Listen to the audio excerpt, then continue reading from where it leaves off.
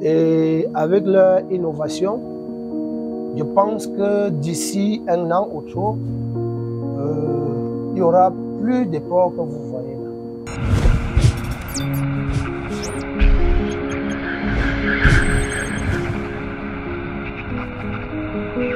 Chers internautes de l'émission La Roue, nous sommes accompagnés aujourd'hui de Monsieur Narcisse Pépine, entrepreneur, bénéficiaire du programme pour la participation économique et sociale des déplacés internes et des populations hautes dans la région de l'Ouest, en abrégé PESOP, qui est implémenté par Ticket des Jeunes pour l'impact social, qui est une association qui fait la promotion de l'entrepreneuriat jeune.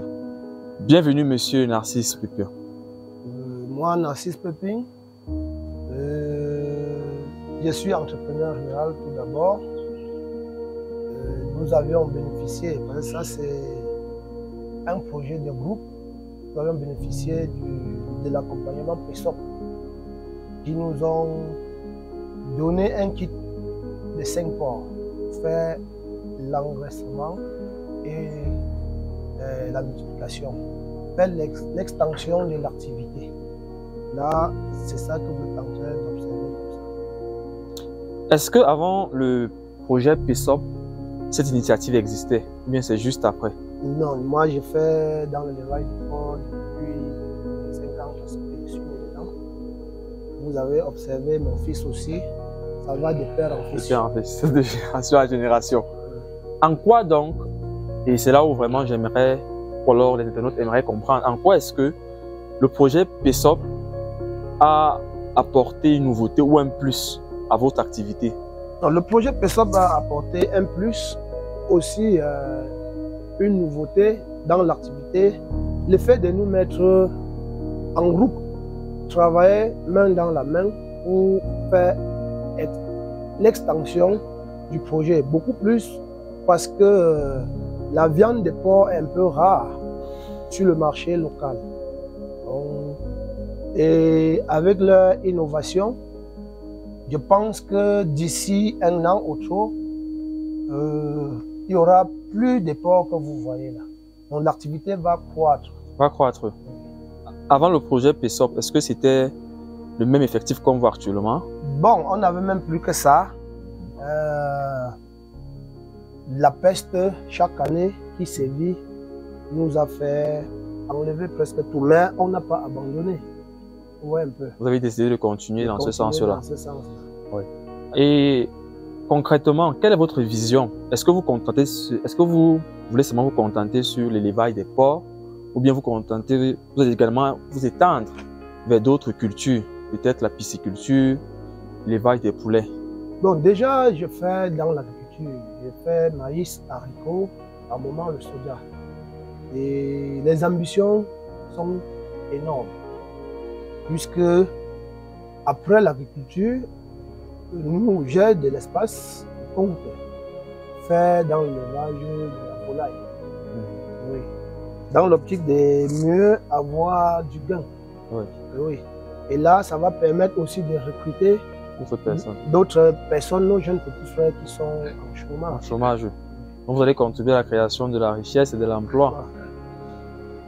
Puisque vous avez parlé tout à l'heure de l'agriculture, j'aimerais savoir, est-ce que vous mettez un accent particulier sur l'aspect bio, comme on a l'habitude de dire? Oui, depuis plus de 2 ans, avant même le projet PESOP, nous essayons chaque année, puisque certains fertilisants biologiques stimulent les plantes.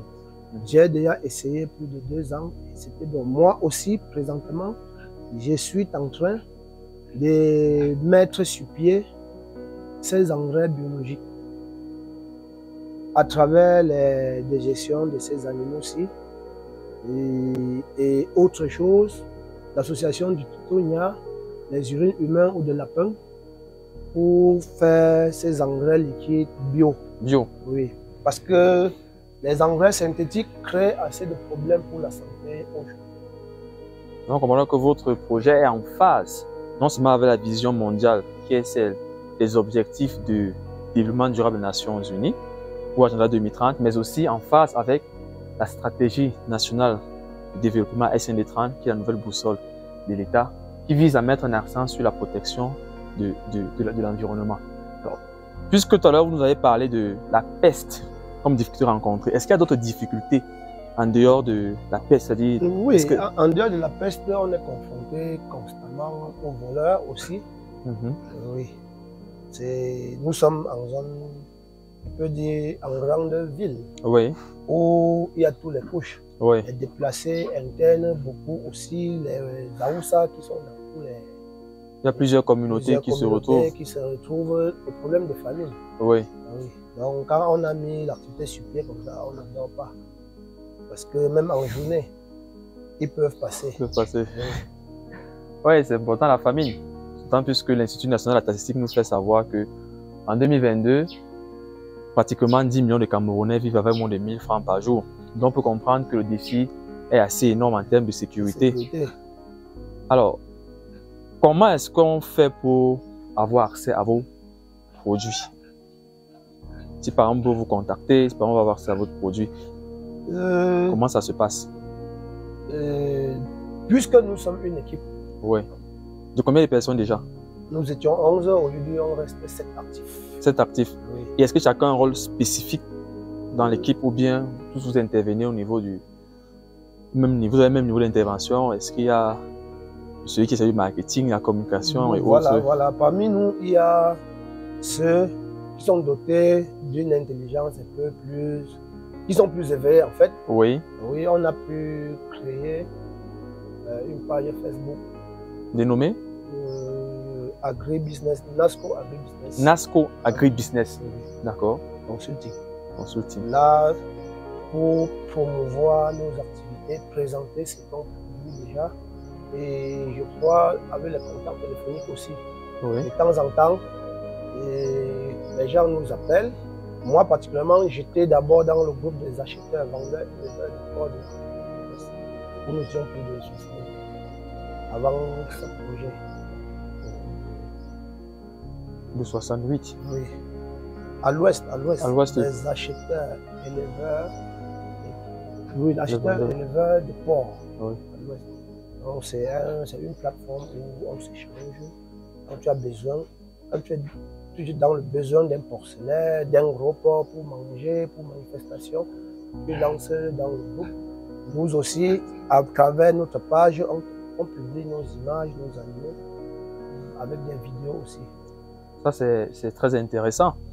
C'est-à-dire, vous êtes dans une sorte de réseautage que vous avez créé, une sorte d'entraide, dans une sorte de solidarité, dans le but de vous aider mutuellement. Et c'est un conseil assez important à passer aux jeunes. On se lance pas en entrepreneuriat seul. D'autant plus que pour les chrétiens, le Christ, lui seul n'a pas accompli sa mission, il a fait appel à des disciples. Qui sommes-nous pour vouloir évoluer seul?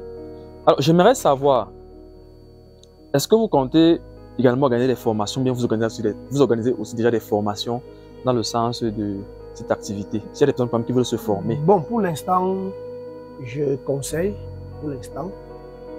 Et d'ici peu, parce que nous sommes en train de vouloir mettre une coopérative agricole sur pied. Et je crois que, ayant déjà toute la documentation, on peut passer à la phase de formation. Et avec l'extension, je suis en train de vouloir faire. Parce qu'on ne doit pas former avec un petit cheptel. Il faut qu'on arrive, on trouve des porcelaines, on trouve les moins âgés et les plus âgés. Oui. Celles qui ont une bas, des bons verras et tout. Donc, il faut déjà avoir tous ces compartiments pour former. On ne doit pas seulement faire la théorie, on va faire le terrain. La pratique également. Oui. Et si on souhaite vous contacter, c'est quel numéro? Bon, je réponds au 656 97 78 675 87 76 74. Nous sommes arrivés au thème de notre interview. Nous vous disons une fois de plus merci d'avoir accepté de répondre à nos questions, mais aussi d'avoir accepté d'édifier la jeunesse camerounaise. C'est moi qui vous remercie. On espère que la prochaine fois, vous serez des nôtres et lorsqu'on viendra, on trouvera certainement un effectif de plus de 100 qui va montrer que notre passage ici n'a pas été vain, il a été bénéfique. Au plaisir, mon cher frère.